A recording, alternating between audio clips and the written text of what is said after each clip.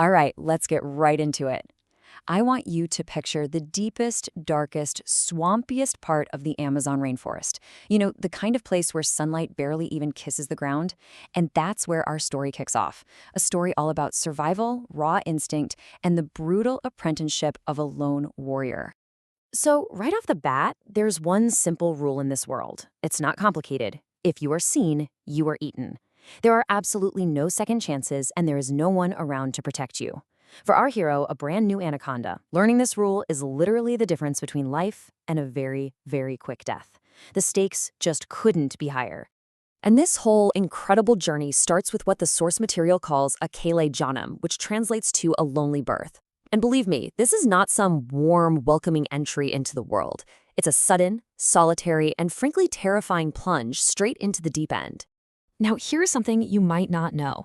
Anacondas don't hatch from eggs like a lot of snakes. Nope, they're born live, squirming out of a thin, membranous sac. Our little hero is about 2 feet long, which, yeah, might sound kind of big, but in the vastness of the Amazon, it's basically a little piece of rope. And here's the kicker. It is completely, utterly alone, abandoned from the very first second of its life. And this slide really puts that scale into perspective. Just think about it. On one side, you've got our 2-foot-long, completely helpless newborn. On the other, the faint memory of its mother, an 18-foot monster, a true dominant predator who is already long gone. There's no one there to teach it how to swim or hide or hunt. Every single lesson has to be learned the hard way. And those lessons start immediately. The moment the newborn slips into the water for the first time, this huge shadow falls over the pool. It's a heron circling overhead, looking for an easy meal. And with zero training, what does it do? Pure, raw survival instinct just takes over. It dives, burying its tiny body in the mud and leaves, with just its eyes and nostrils poking above the surface. The very first lesson is learned: stay invisible. So let's move on to the next chapter, what the source calls Gine Gabela Sabak, or its first lessons in survival. You know, for the first few days, it's not actually hunger that's driving it. It's this deep, instinctual need to just understand its world and figure out its own strange, long body.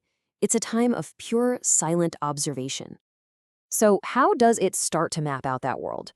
Well, it starts with a question I bet a lot of us have wondered about. How does a snake actually smell? Because it's not with its nose, at least not in the way we think about it. The secret is this incredible piece of biological hardware called the Jacobson's organ. It's tucked away in the roof of the snake's mouth. So the snake is essentially tasting the air. It's collecting scent particles on its tongue and then plugging them into this organ for analysis. It's building a chemical map of everything around it. Pretty cool, right? And this whole process is like this beautiful 3-step dance. First, you've got the flick, that classic forked tongue shooting out. Second, collect. It's grabbing all these invisible particles out of the air. And third, analyze. It pulls the tongue back in, pressing those particles right into the Jacobson's organ. With every single flick, it's getting new data. The smell of the mud, the scent of a predator, the faint trace of a future meal. But, you know, that little bit of energy it got from its birth yolk doesn't last forever. By day 4, a brand new enemy shows up, and this one is coming from inside. This is the Puk Ki Peli Jung, its first battle with hunger, this gnawing ache that is screaming for action. So on day 5, it finally makes its move. It sees a small frog at the water's edge. It lunges and poof, the frog is gone. It leaped away a split second before impact. And our anaconda is left exhausted and even hungrier. So what's the lesson here? Speed is totally useless if you don't have patience and precision. This failure forces a complete change in tactics, a fundamental shift. And the source material puts it perfectly. It will have to hunt by ambush. It realizes it can't chase things down. It has to become a living, breathing trap, just blending into the background and waiting for the world to come to it. 2 days later, literally starving, it gets another shot. A small rodent comes to the water to drink. This time it waits. The strike is like lightning. Its tiny, backward curving teeth sink in for the grip. Instantly, its whole body coils around the prey. And here's the brutal genius of constriction. Every single time the little rodent breathes out, the anaconda squeezes tighter and tighter until there's no room left to breathe in. And then finally, the slow, difficult process of swallowing begins. And just look at this number, 30 minutes. Can you imagine a full half hour of pure, exhausting, muscular work just to get that first meal down? The snake's jaws literally unhinge, and it slowly walks its head over the prey. When it's finally done, it is so drained that it has to find a safe spot to just hide and digest for days. Now, with that first meal comes growth, and with growth comes a new, absolutely terrifying challenge. This next stage is called Nai Khal, Nai Zindagi, new skin, new life. But this renewal, this new life thing, it comes at a terrible price because its skin doesn't grow. It has to be shed. And this timeline just shows you how dangerous this gets. By week 3, its skin is getting super tight and uncomfortable. Then its eyes turn this milky blue color. It's practically blind. So for 3 to 5 days, it has no choice but to hide in absolute terror, completely helpless against any predator that might stumble upon it. But then, on day 6, it emerges. It rubs its nose against something rough, the old skin splits, and it just crawls right out, leaving its old self behind like an empty sock. It is literally reborn. Stronger, its colors are more vibrant, and most importantly, it can see the world clearly once again. So you see, with every single one of these trials, the first hunt, the first shed, it's slowly transforming. It's applying its lessons. It's leveling up, moving from a terrified little apprentice toward its destiny as Jungle Ka Badshah, the king of the jungle.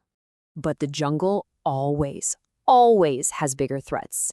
And one day, just when it's getting confident, it gets spotted by an adult caiman. Now, our anaconda is no match for this armored predator.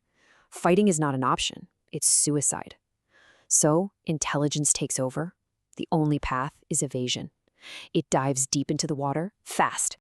And this is where it pulls out another one of its incredible superpowers. An anaconda can hold its breath for up to 15 minutes. 15. It just sinks to the bottom, hides in the mud, slows its own heartbeat way down, and basically becomes part of the riverbed until that caiman finally gives up and moves on.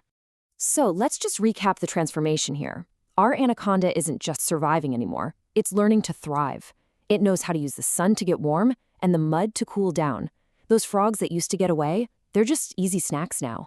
It can read the vibrations in the water and tell the difference between something it can eat and something that can eat it. It has learned that its greatest weapons aren't its speed or its strength. They're patience and a cold, calculating intelligence. And that really brings us to the heart of this entire story. The source text ends with this beautiful, haunting line: every day, every hunt, every breath is just the battle of a lone warrior. Its journey from a helpless little newborn to the future apex predator of the Amazon, well, it's not a single event. It is a constant daily struggle for survival, fought completely and utterly alone.